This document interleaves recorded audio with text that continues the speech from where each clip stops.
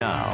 It has been exactly 3 months since Joseph Nagle was shot and killed by an Allegan County deputy on a rural road after dark. Tonight, we're getting a better idea of what happened that night and the 22-year-old's actions in the days leading up to it. Yeah, the Michigan State Police report right here in my hands, released to Fox 17 through a Freedom of Information Act request. It's almost 150 pages long. What it doesn't show, the deputy's name and his account of what happened, all of that has been redacted. That's important, considering it's the only account of what happened. The deputy wasn't equipped with a body or a dash camera the night Nagle was killed. With that in mind, Fox 17's Julie Dunmeyer takes an in-depth look at what we do know.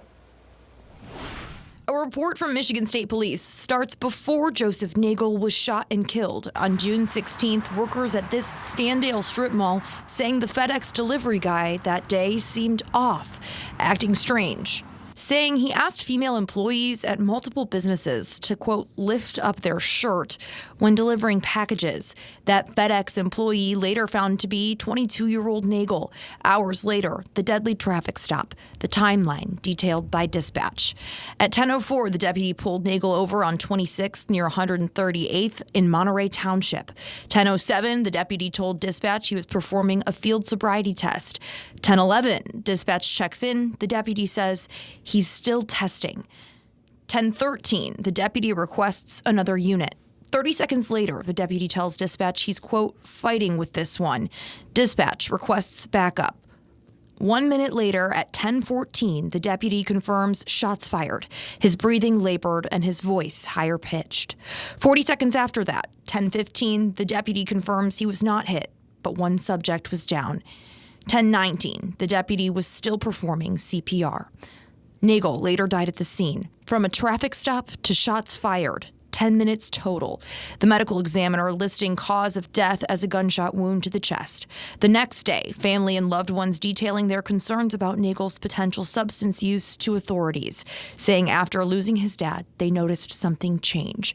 A coworker describing Nagle as having a snap temper, also saying that he warned Nagle if he ever got arrested for drunk or drugged driving, he would be fired. That coworker speculating to investigators that Nagle may have fought with police because he knew he'd lose his job. The toxicology report shows marijuana and cocaine, both found in Nagle's system.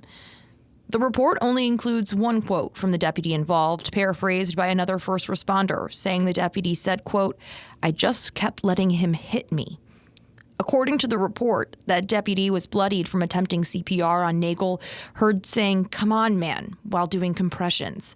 First responders on scene describing the deputy as having tears in his eyes afterward.